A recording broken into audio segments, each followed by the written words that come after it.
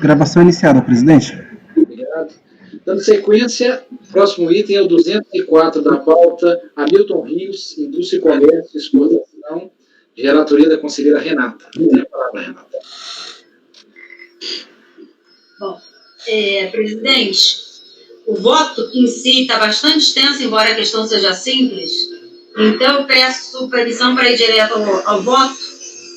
O relatório está bem curtinho e eu até faço um relatório, teoricamente, um pouco mais extenso ao longo do voto. Então, para não ficar repetitiva, eu peço licença para ir direto ao voto. Então, quanto aos requisitos de admissibilidade, o recurso voluntário é tempestivo, os requisitos estão preenchidos, resultando, portanto, em seu conhecimento. Trata-se pedido de reconhecimento de aplicação da taxa Selic aos créditos objetos pedido de ressarcimento apresentado em 6 de maio de 2005, visando ao aproveitamento do crédito presumido de IPI, decorrente da Lei 9363 de 96, que instituiu o benefício fiscal sobre aquisições de mercado interno de insumos empregados na fabricação de produtos a serem exportados, como forma de ressarcimento do PIS e da COFINS, apurado mensalmente pelo estabelecimento de pessoa jurídica produtora e exportadora. Em 6 de fevereiro de 2006, mediante despacho decisório de folha 7 a 9, foi indeferido o pedido de ressarcimento de juros Selic pleiteado pela contribuinte. Em resumo, a DRF entendeu que apenas se aplica a correção monetária aos pagamentos indevidos de impostos e contribuições e não aos créditos derivados de incentivos e benefícios fiscais na forma do artigo 66 da 8383 de 91, combinado com o parágrafo 4º, artigo 39 da 9.250 de 95. A DRJ manteve o despacho decisório pelos mesmos fundamentos.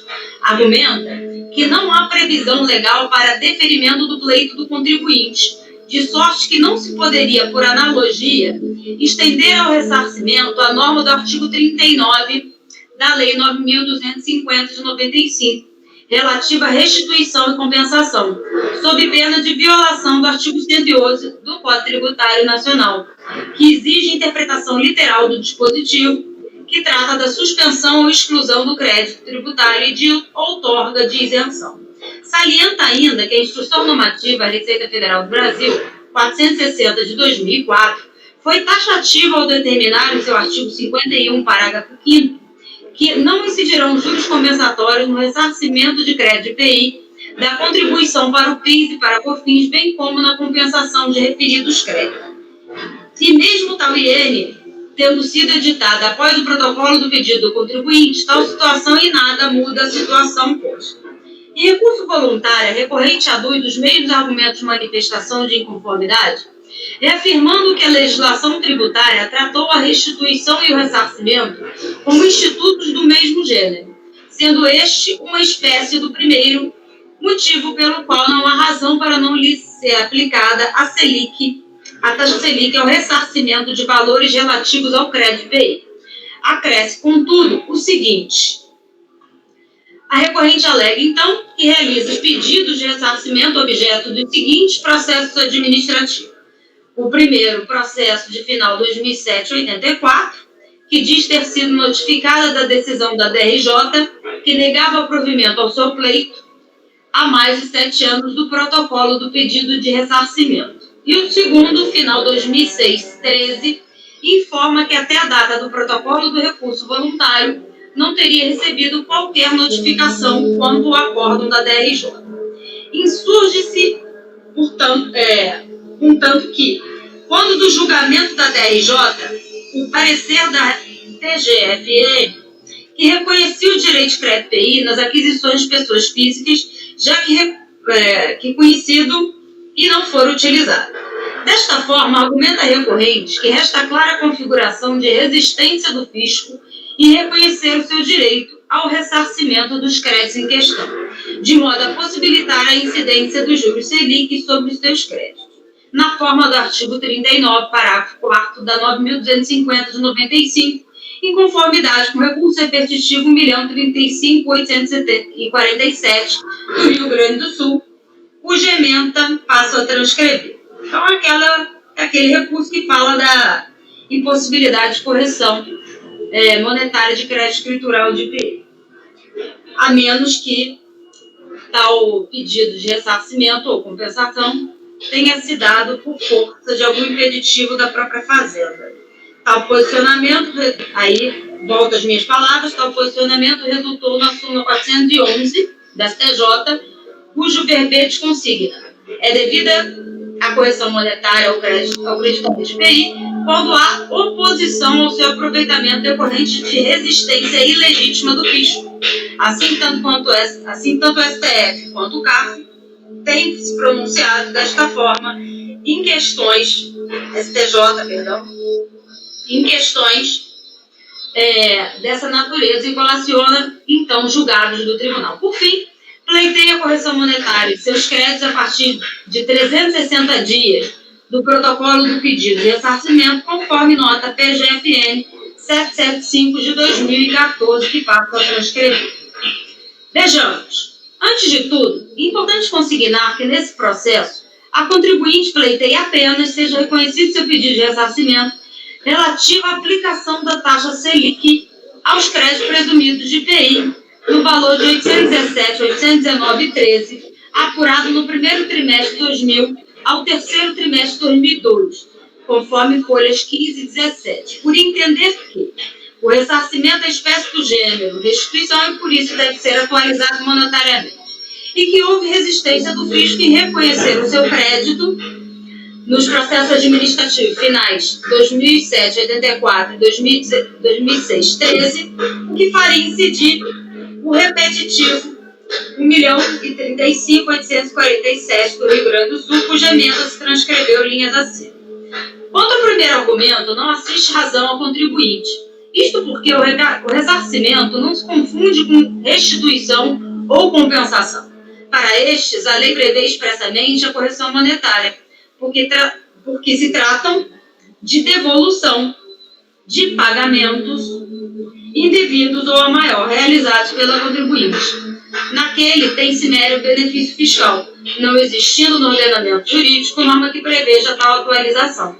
Sobre esse tema, não carece maiores delongas, já que o STJ já decidiu a celeuma no recurso repetitivo acima referenciado.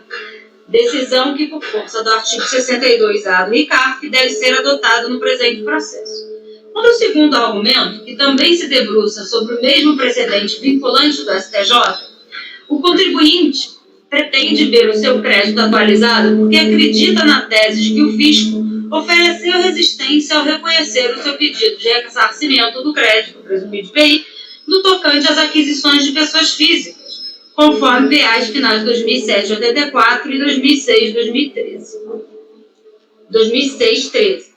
Sobre este ponto, tenho a registrar que concordo com a aplicação da correção da taxa de Selic ao ressarcimento, desde que haja oposição constante de ato estatal, administrativo ou normativo, impedindo a utilização do direito de crédito PI, descaracterizada referido crédito como escritural, surgindo legítima, portanto, a incidência de correção monetária sob pena de enriquecimento sem causa do fisco. E sendo assim, o termo a partir do qual se deve promover a atualização monetária do crédito pleiteado se dá a partir do término do prazo de 360 dias a contar do protocolo do pedido de ressarcimento, conforme consignado no recurso repetitivo 1.138.206, cuja decisão também se adota por força do artigo 62 do RICARF. E está aqui abaixo a decisão transcrita. Eu vou poupar vocês da leitura. Aliás, é exatamente esse o entendimento desse conselho, que pacifica o entendimento na súmula 154 de observância também obrigatória por essa conselheira. A súmula diz o seguinte: constatada a oposição ilegítima ao ressarcimento do crédito presumido de IPI, a correção monetária pela taxa Selic deve ser contada a partir do encerramento para 360 dias para análise do pedido do contribuinte, conforme artigo 24 da Lei 11.457/2007. No mérito, portanto, o assunto está pacificado. Resta, contudo, avaliar se o presente caso ficou ou não caracterizado a oposição fiscal ilegítima, que só se verifica quando houver reversão nas instâncias administrativas de julgamento de decisão denegatória de autoridades competentes para decidir sobre o pedido de ressarcimento.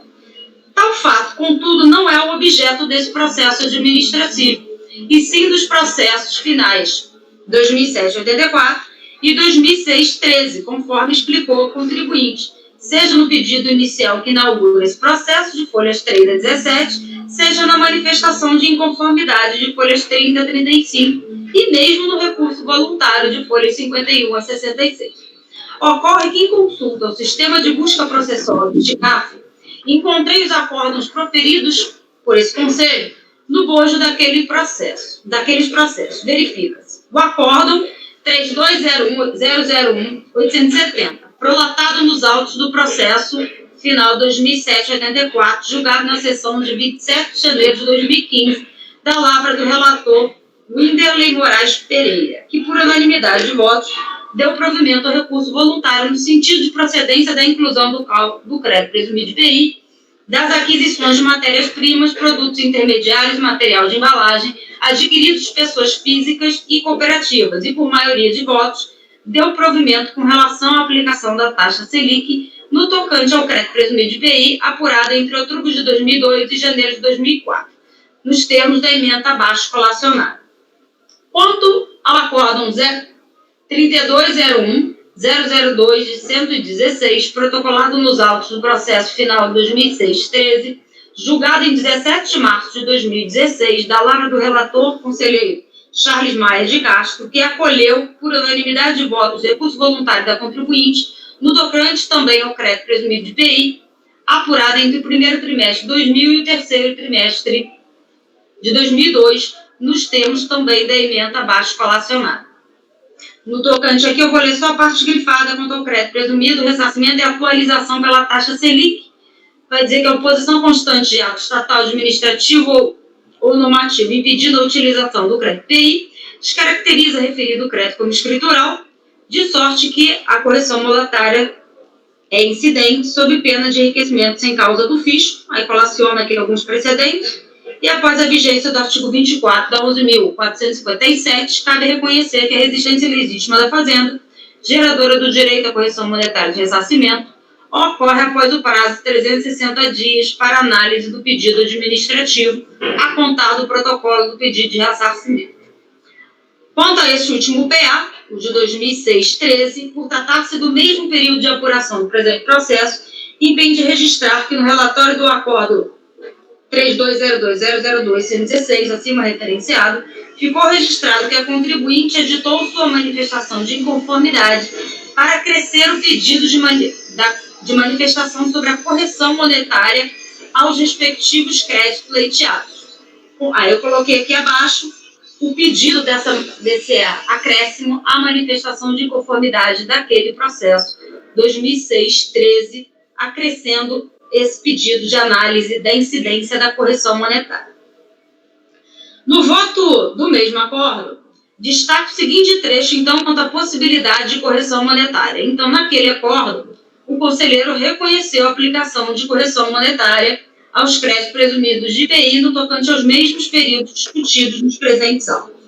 Desta forma, como o pedido deste processo é o reconhecimento do ressarcimento de valores relativos à atualização monetária do crédito presumido de IPI, no período compreendido entre o primeiro trimestre de 2000 ao terceiro trimestre de 2002, cuja legitimidade do crédito foi avaliada precisamente no PA final 2006-13, no bojo do qual já se foi reconhecido ao contribuinte tal direito, não só o crédito presumido, mas também a correção monetária do referido crédito medido de referência, tem-se que o presente processo perdeu o objeto, já que tal pleito já foi atendido naquele processo. Diante do exposto, não conheço do recurso voluntário. É como voto, presidente.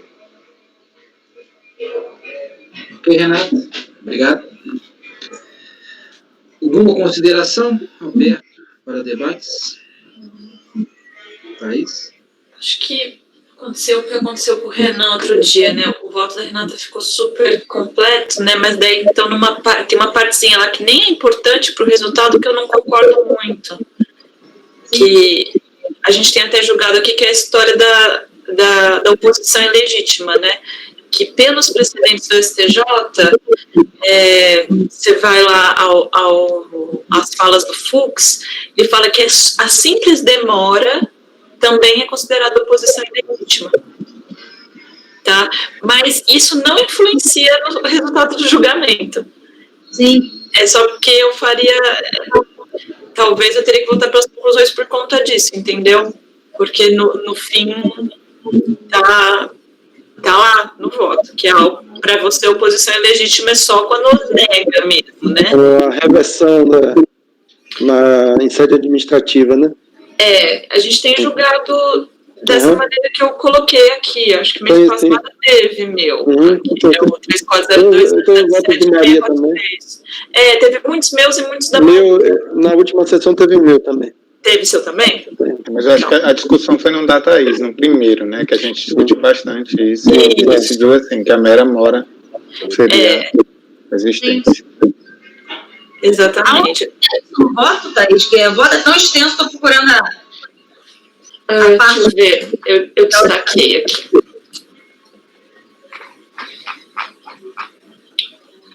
Está na página 7. Resta, contudo, avaliar se no presente caso ficou não caracterizada a oposição estatal legítima, que só se verifica quando houver reversão nas instâncias administrativas de julgamento de decisão denegatória da autoridade competente para decidir sobre o pedido de ressarcimento. Agora, Thaís, a Câmara Superior tem esse entendimento. Então, tem esse entendimento divergente do que a gente está entendendo. Divergente do que a gente está colocando. Mês passado, acho que já tinha esse entendimento aí da Câmara, acho que a Maria até comentou, né, Maria? Mas para mim, enquanto não me vincular, eu estou aqui firme nesse entendimento aqui. Não sei se alguém repensou diante das considerações da Câmara Superior, mas eu continuo nesse sentido aqui. Mas é o que eu falei, na verdade, eu nem precisaria estar levantando isso, porque no fim está resolvido no outro processo lá do Charles, né?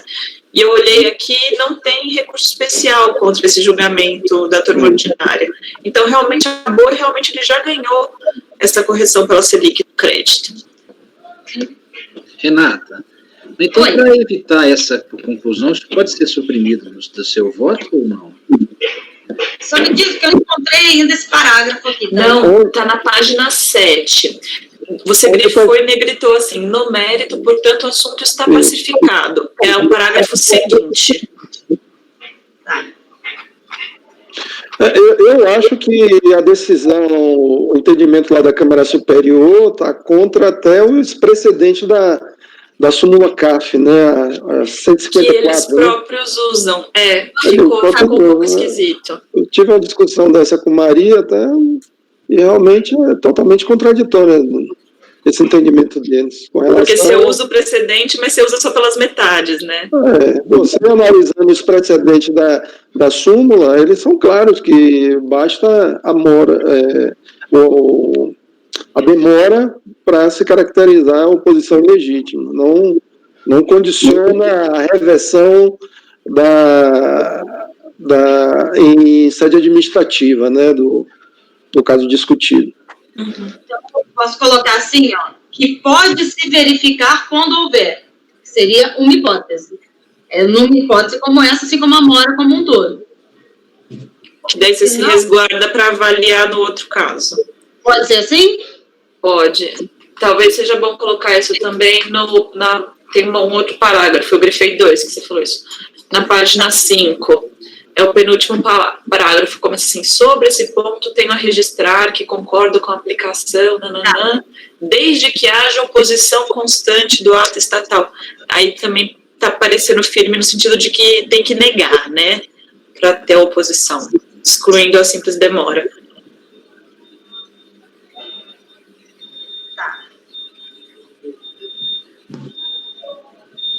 Eu vou ver o que eu faço aqui para colocar no sentido de que seria uma opção, e não somente nessa hipótese. Isso. Daí às vezes até se quiser estudar depois para ver se você concorda ou não com a história da demora, você pode até julgar diferente, dependendo, né?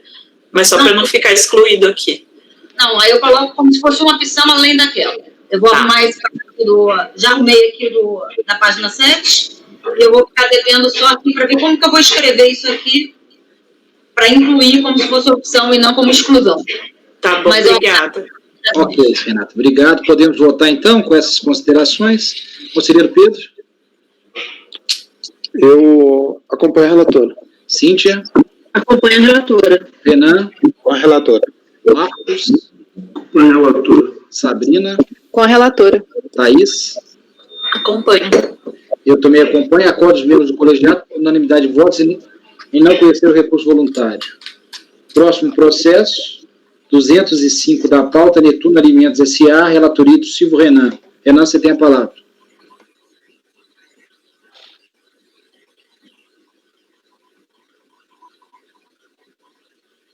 Estava mudo.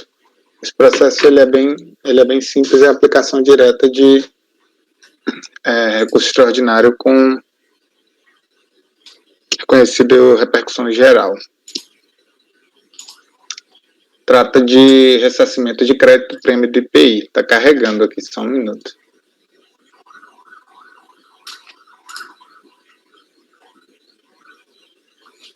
Desculpa, qual que é o número do processo que a gente está? Eu me perdi.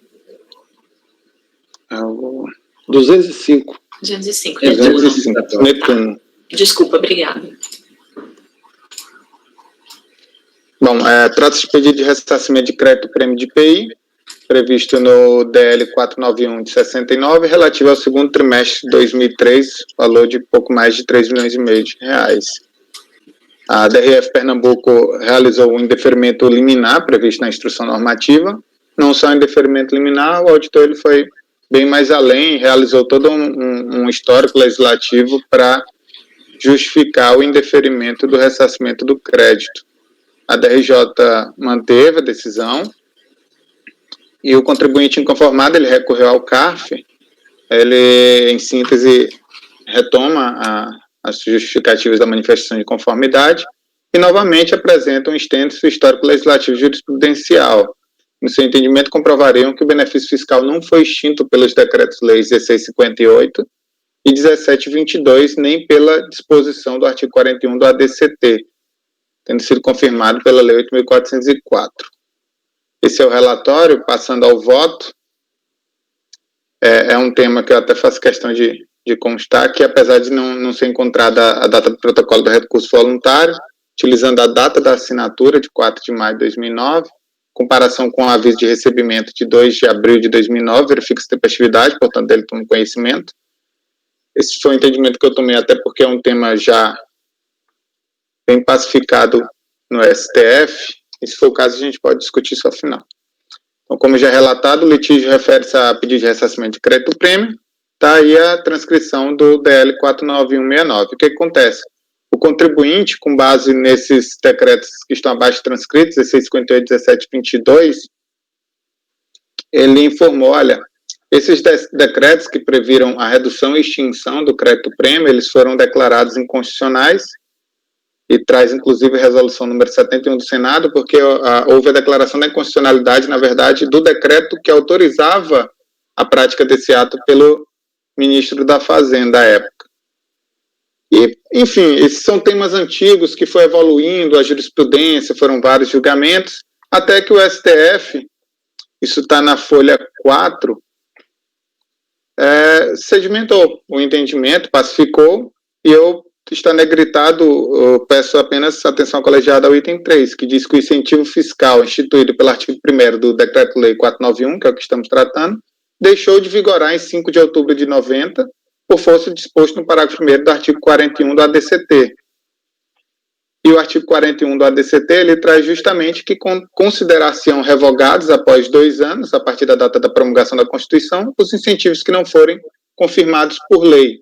Então, é basicamente isso. O STF já bateu o martelo, o incentivo, ele deixou de vigorar em 5 de outubro de 1990, nós estamos tratando de 2003. Trago como um precedente do conselheiro Diego Diniz, também nesse mesmo sentido, e digo que é até uma decisão vinculante por tratar-se de decisão em sede de repercussão geral. Pelo exposto, tratando-se de pedido de ressarcimento de 2003 extinto, de um crédito extinto em 1990, não há que ser deferido o benefício ao seu ressarcimento. Portanto, voto por negar provimento a recurso voluntário. É como voto. Ok, questão simples. Conselheiro Pedro. Acompanho o relator. Cíntia. Acompanho. Renata. Acompanho o relator. Marcos. Acompanho o relator. Sabrina?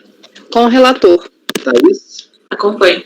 Eu também acompanho. Acordo os membros do colegiado por unanimidade de votos e negar provimento ao recurso voluntário.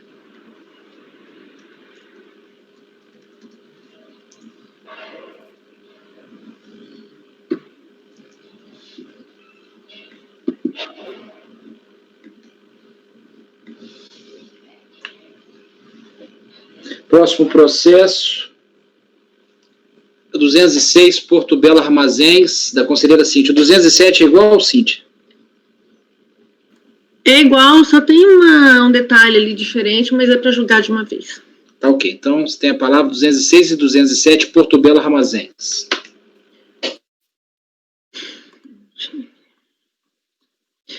Eu coloquei a cópia integral em PDF dos 2 processos na minha pasta, para facilitar a análise do colegiado.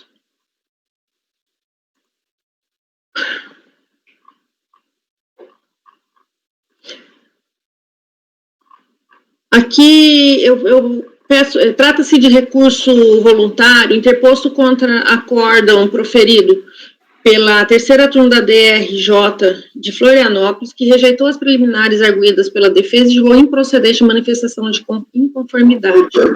Cíntia, desculpe te interromper, mas eu dei uma olhada nesse processo, nesse 2, e realmente ele está faltando um monte de folha, você não consegue nem saber o que foi decidido na decisão da DRJ. Então, não sei se seria... Não, eu vou direto para o voto. Direto para o voto e decidir, porque realmente quem olhar o processo vai ver que tem muita falta de folha nele.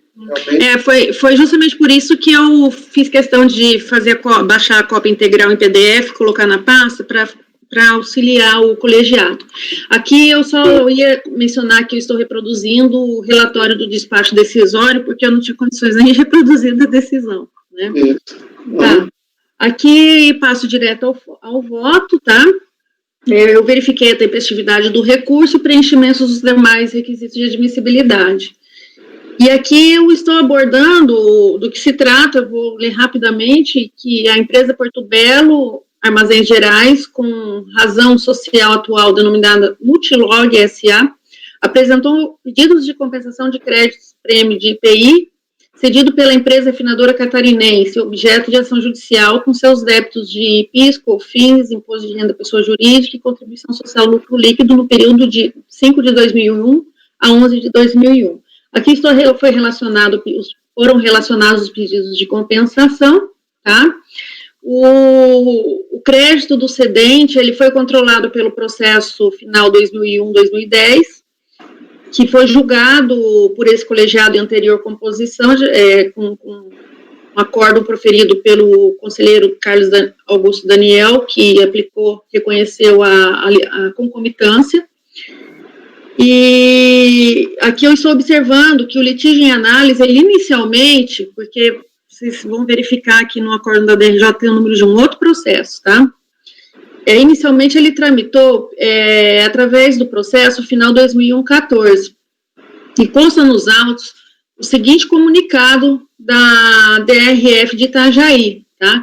Que faz a apresentação de recurso voluntário, propõe a formalização de processo administrativo para encaminhamento do mesmo ao terceiro conselho contribuinte, faz necessária a formalização de novo processo, porque a apresentação do recurso voluntário, no caso em tela, ele não implica na suspensão da exigibilidade, objeto do pedido de compensação.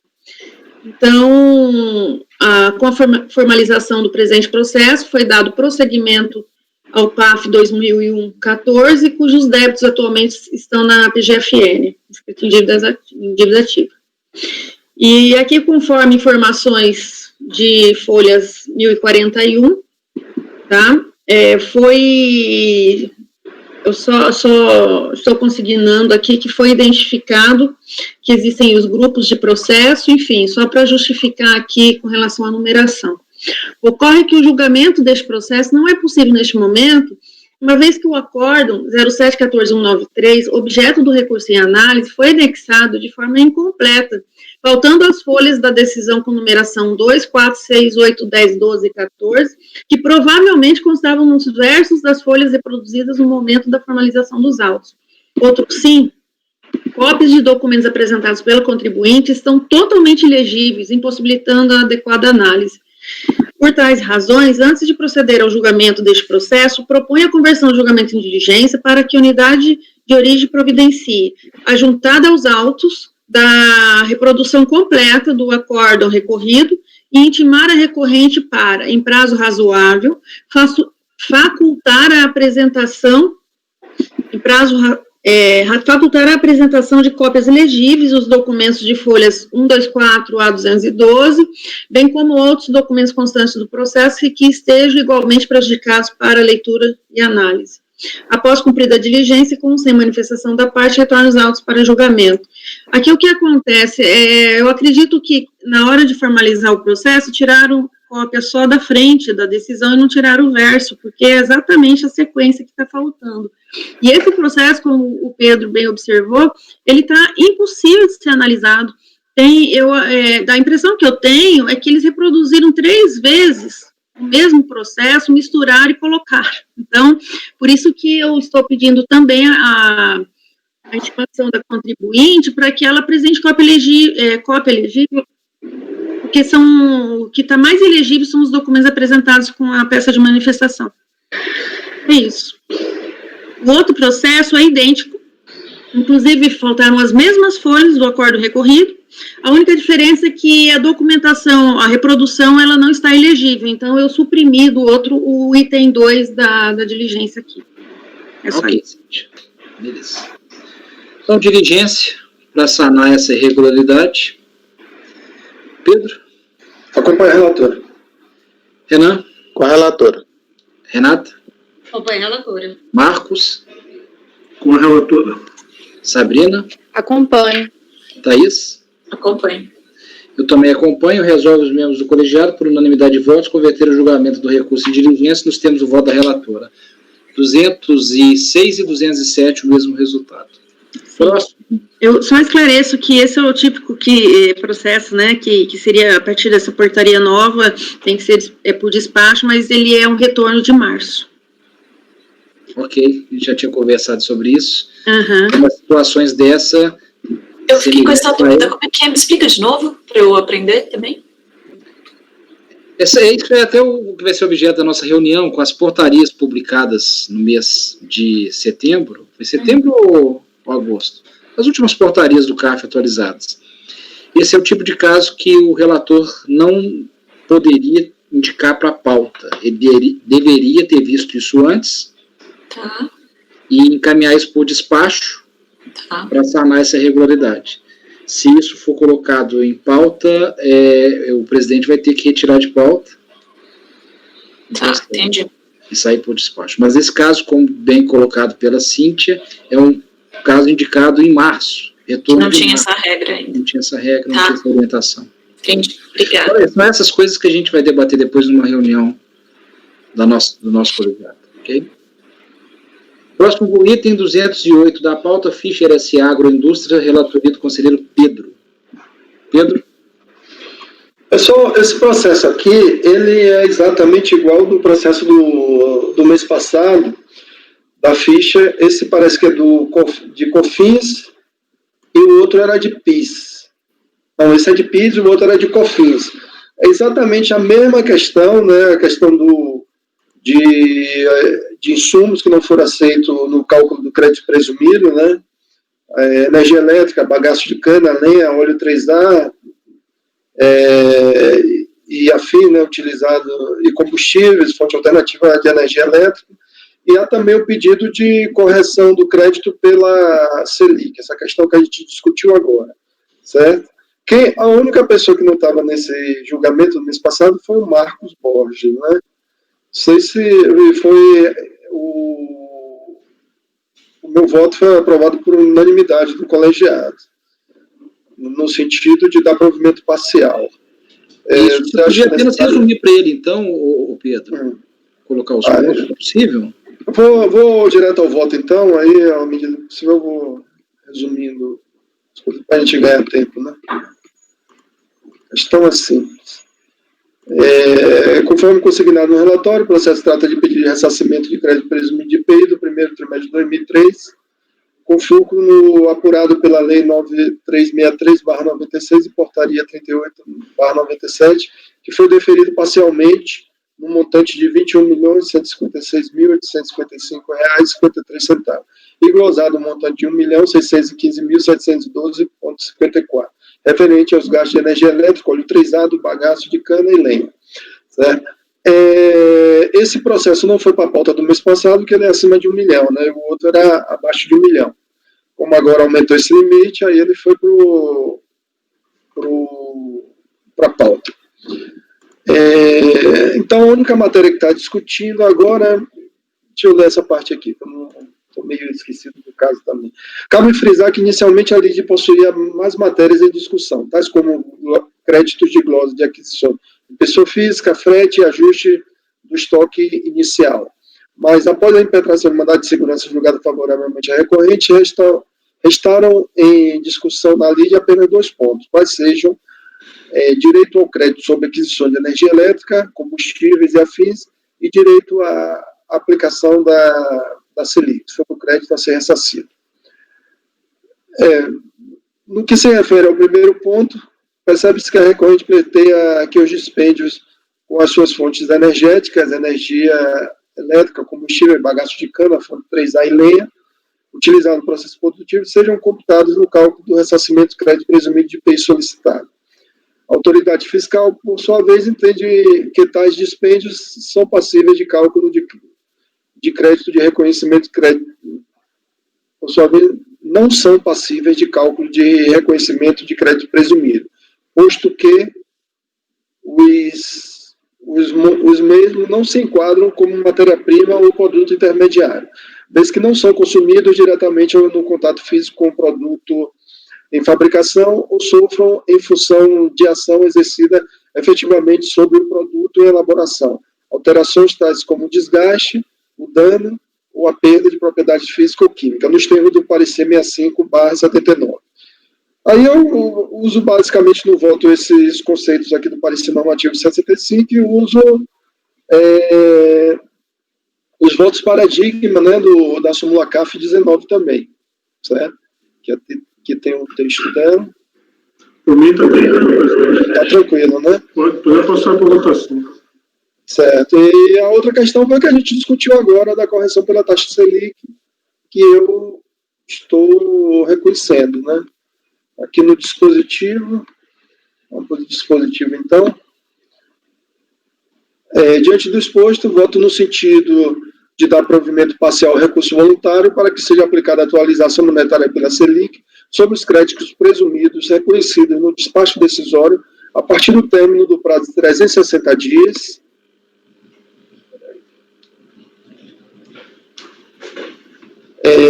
contados da apresentação do pedido de ressarcimento, aplicando-se o disposto do artigo 24 da Lei 11.457/2007, independentemente da data em que foi protocolizado o pedido, até a data da sua efetiva concretização com o encontro de contas na compensação.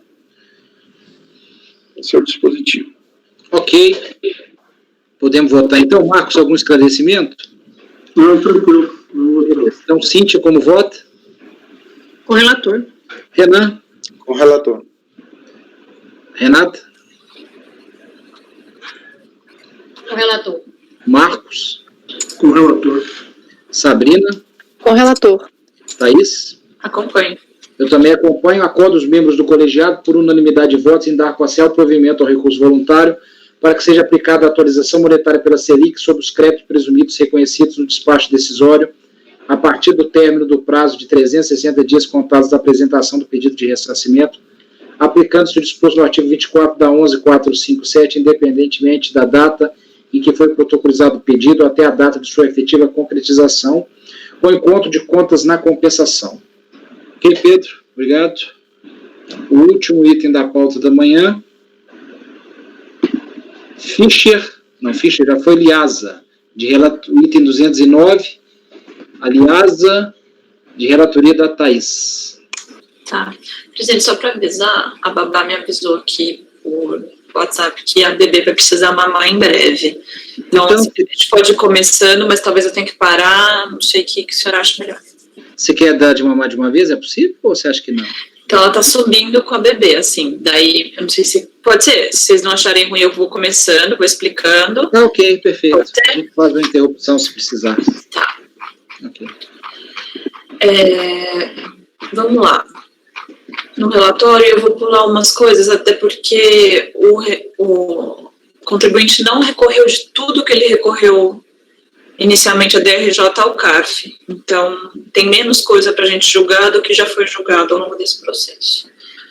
Thaís, só me diga, quem que é o patrono desse caso? Não sei, presidente, não lembro. Porque tem alguma coisa de sustentação? Não lembro. Não, é porque não está claro, é questão de impedimento só. Ah, quer que eu olhe? Eu gostaria. Tá, então, só que eu tô com esse Questão da problema, empresa está mineira. muito ruim. Se alguém puder ajudar, tá lento aqui. Ah, eu vou olhar aqui também, porque é empresa mineira, para não ter nenhum risco. Ah, tá. Eu não lembro mesmo, presidente. Acho que foi um dos primeiros processos que eu julguei do mês, esse.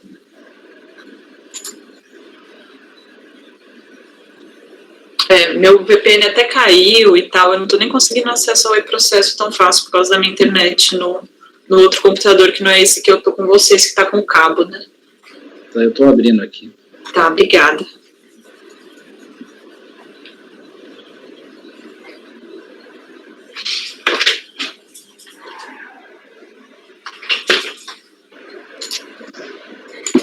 Eu prefiro pecar pelo excesso do que... Sim. Aparentemente é Daniela Nascimento Dias de Souza. Ah, é do Dias de Souza, então. Ou não tem nada a ver? Não tem nada a ver. Inclusive, eu sei quem que é essa advogada, mas não é a... É a carteira da OAB que tem anexada junto com o recurso voluntário. Não sei se tem outro, vou até dar uma olhada melhor. Porque tem aqui tem umas identidades, tem procuração. Não. Tem aquele escritório do caso da Toyota, não é? Não, essa menina eu conheço, já foi minha aluna, mas não tenho. Ah, tá. É porque eu tenho um conhecido que já passou pela empresa, então só para evitar qualquer tipo de problema. Mas não tem nada a ver. Não? Pode seguir. Olha. Tá. Então vamos lá. É um recurso voluntário contra a decisão da DRJ de Juiz de Fora, que julgou improcedente a manifestação de conformidade. Daí eu vou ler alguns trechos do relatório do acórdão recorrido, tá? Então, a origem é o PERDECOMP, requerendo compensação de débitos com créditos de I. Tá? O despacho decisório está em folhas 99, revisto de ofício pela administração, pela informação fiscal de folha 104 a 114. Estou destacando porque uma das partes da defesa é sobre essa revisão de ofício, tá? Então, na informação fiscal, tá? Na informação fiscal original, cujo despacho decisório da DRF foi emitido em 9 de 3 de 2010, houve somente o relato da verificação da declaração de compensação utilizando os créditos básicos do IPI do primeiro trimestre de 2004. Por um erro de compreensão do funcionário do sistema de controle de crédito e compensações, nada foi relatado na informação fiscal sobre a apuração do crédito presumido. Tá? Assim, foi proposta a revisão de ofício. Daí, na parte das infrações apuradas, já depois que revisto, né? Na análise dos documentos, foram constatadas as seguintes irregularidades em desacordo com os ditames do RIC. Primeira, irregularidade quanto ao creditamento básico. Artigo 11 da Lei 9779, compra de material de embalagem de empresa optante pelo Simples. Eu vou pular esse ponto, gente, porque ele não recorreu de CARF. Então, está definitivamente julgado pela DRJ. Tá? No recurso voluntário, ele não fala desse ponto. Segundo, bens adquiridos que enquadram-se no conceito de ativo permanente. A empresa acreditou-se do IPI relativo à aquisição de material que deveria estar compreendido segundo os princípios contábeis no ativo permanente. Tá? O que a gente está falando aqui especificamente? Estou na parte negritada. Essa tal dessa mandíbula, tá? Faz parte de planta de britagem. O que vai precisar ser julgado é se isso daqui dá crédito de IPI. tá bom? Essa mandíbula que faz parte de britagem, ela tem a função de moer e reduzir a granulometria dos produtos oriundos da metalurgia. Realmente, a peça entra em contato físico com o produto final. Contudo, dentro dos princípios contábeis, a mandíbula deve ser ativada, pois além de fazer parte de um conjunto de máquinas e equipamentos utilizados no processo de produção, seu valor unitário supera em muito o valor permitido pela legislação, para lançamento direto como custo. Daí, o outro ponto é a irregularidade quanto ao crédito presumido da Lei 10.276, que também não foi objeto de contestação popular. Seguindo aí na página negritada, estou já na página 5, cientificado do despacho decisório, 29 de 3 de 2011, foi apresentada a manifestação de conformidade, tá? Com as seguintes razões. Lá, na manifestação de conformidade, ele falou do problema do Simples, né, da aquisição de empresas do Simples. No segundo item, da subsistência da glosa referente a bens que não se enquadram com o permanente. Ele diz, as glossas dos produtos denominados mandíbula, respectivos parafusos de fixação das mandíbulas, placa de contato, anel de pressão forno, chapa perfurada redonda, também não podem prevalecer, eis que tais produtos têm natureza de insumos que são consumidos no curso do processo de industrialização, laudo técnico anexo. Outro ponto, da subsistência da glosa referente aos valores correspondentes à natureza da operação, iniciada com 162 e 262, o ponto seguinte de indignação da subsistência da glosa referente às obtenções contabilizadas à natureza da operação iniciada com 1.1, transferente para industrialização. Seguindo. Diante da informação do despacho de Oi. Eu vou só pedir para os colegas colocarem no mudo, porque está dando eco para mim, não sei se está dando para todo mundo. Tá. Melhorou? Está me ouvindo melhor? Assim, obrigado. Imagina. Desculpa, tá? Imagina. Diante da informação do despacho decisório de folhas 123 e 124, de que o crédito presumido do quarto trimestre de 2013 da empresa havia sido apurado nos autos do processo administrativo, final 2008-51, tendo sido exercido contraditório naquele processo, solicitou-se por intermédio do despacho 40 da DRJ a juntada de cópia daquele processo aqui. Tá?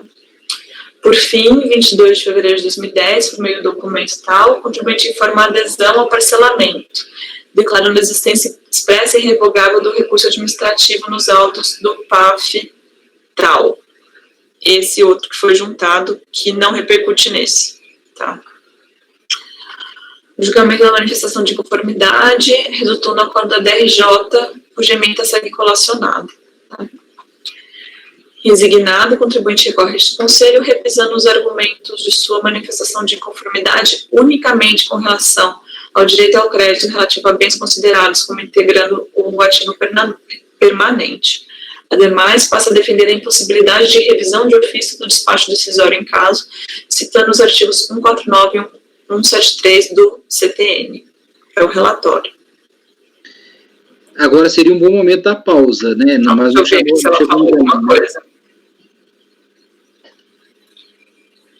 Às 10h59 ela falou, vou subir. São 11h03. Eu acho que ela deve estar chegando. Quer fazer uma pausa de 10 minutos, presidente? É preferível, para não parar no meio do voto, para no relatório. Então, tá, obrigada. Deve estar subindo aí.